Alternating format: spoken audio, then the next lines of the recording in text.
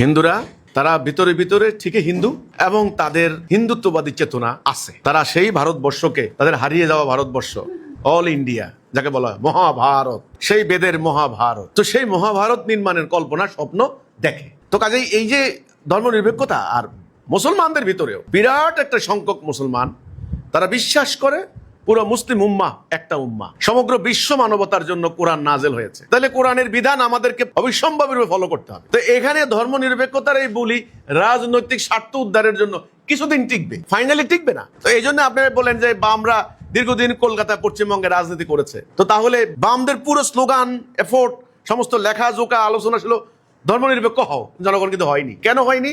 কারণ আমি কিন্তু আগে বলেছি, ধর্মের প্রতি মানুষের একটা দুর্নিবার আকর্ষণ, মানুষের ভিতরে রূহ আছে, আল্লাহর রূহ, মানে পরমাত্মার অংশ, আত্মা, আত্মা আছে। সেই মানে ঐশ্বরিক হস্তক্ষেপ চায়। সে যে কোনো দুঃখে, কষ্টে, আনন্দ, মানে যে কোনো বেদনায়, যে কোনো মানে জরা জীর্ণতায় সে ঈশ্বরের সান্নিধ্য চায়। এই জায়গায় আপনি কি করবেন? এটা কি ওরা কি পারছে কোনো দর্শন দিতে? পারে নাই।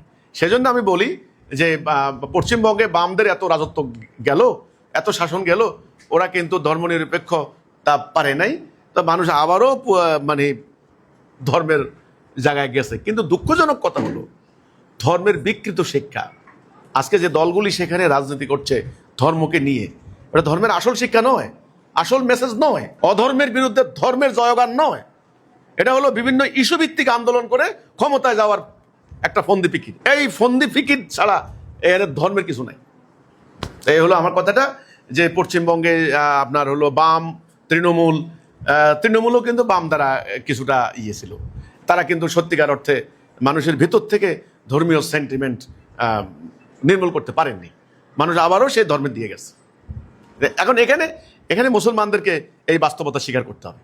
মুসলমানদেরকে এই বাস্তবতা স্বীকার করতে হবে যে ওরা ঠিকই সেখানে হিন্দুত্ববাদী একটা ব্যবস্থা কায়েম করছে। তোমার ইসলাম একটা বিশ্বজনীন জীবন ব্যবস্থা, তুমি হীনমন্যতায় কেন আছো? তুমি কেন ইসলামের সার্বজনীন জীবন দর্শন, কোরআনের বিধান কায়েম করছো না?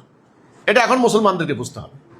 আপনি ইউরোপে দেখেন, সেখানে ঠিকই তারা মানে ডানপন্থী, চরম কট্টরপন্থা ডানপন্থার উত্থান হয়েছে।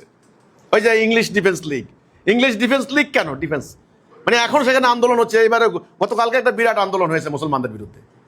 তো ওখানে সারা ওয়ার্ল্ডে আপনার ইউরোপে খ্রিস্টানরা তারা ইউনাইটেড, ভারতে হিন্দুরা ইউনাইটেড, আমরা মুসলমানরা কেন ইউনাইটেড হতে পারছি না? এটা হলো আমার দুঃখের জায়গাটা।